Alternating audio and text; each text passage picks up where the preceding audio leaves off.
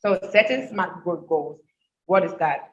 Now, this is, remember we spoke about business objectives or business goal and then bringing it back to, smart goals or smart growth goals. We spoke about growth goals. Oh, I want to be able to increase my brand awareness. I want to be able to increase my purchasing intent. But are you actually putting numbers to it? It's okay to increase, it's okay to do this and do that. But if you're not actually tracking it in a smart way, then really you're wasting your time. So now a broad goal would be, oh, I want to grow my online business. Okay, and then how do you want to grow your online business? And a smart way will be to say that I want to get 3 new repeating customers every 2 months by asking for referrals. Remember, I spoke about making sure your previous customers give you referral, and then you can give them loyalty points so that it goes into their bonus or their pocket or something so that they can use to make a purchase with a big bonus next time. Get 3 new repeating customers every 2 months, asking them for referrals, posting targeted content on Instagram once a week, and networking with local businesses so that you're able to collaborate with them. And this can increase your revenue by say 10% or allows you to run more marketing campaigns to grow your business. Again, as opposed to saying, oh, I want to grow my business. I want all the target audience, which is almost impossible. Know what exactly you're trying to do. Be very specific. It's always so important if you're specific about it so that you are not running all over the place doing the wrong things. Again, remember, you analyze, you do your hypothesis, you experiment with it, and then you optimize on it. So aligning your growth goals with your business goal.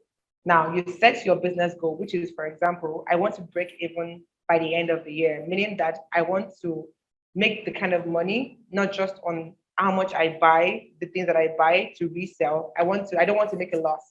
I want to at least break even and know that, okay, I'm neither making a profit nor a loss, but I know I'm in the middle, which also means that I can grow beyond that now that I've gotten to this point. Another can be I want to derive growth goals, which is, for example, I want to grow my monthly revenue by 20% to break even by the end of the year. So the first goal is to break even by the end of the year. How do I then break even by the end of the year? I'm not just saying I want to break even by the end of the year. I'm being smart about it by saying that I want to, break even, grow my revenue by 20%, then I'll be able to break even.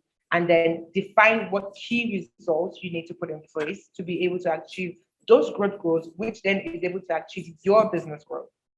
Um, so an example of your key results would be sell 40 extra pairs of shoes per month to grow monthly revenue. Remember the re-engineering calculation that I said last week, meaning that if I want to break even at say 100K or 10K, I need 40 people to buy 40 shoes, or I need 10 people to buy 2 shoes each, which makes it 40. So you need to be very specific about your results, the type of results you need to have. And then another thing that is not here is initiatives. Your business goal is I want to be able to break even.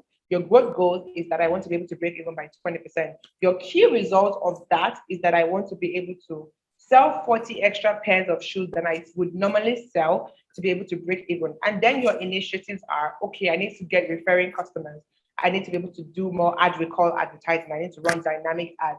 So set business goals, derive growth goals from your business goals that you're trying to achieve, and then what are your key results, and then begin to understand the initiatives you need to put in place to achieve your key results, which then is achieving the growth goals that you put in place, and then all the way top to bottom, bottom to top, you're achieving your business goals.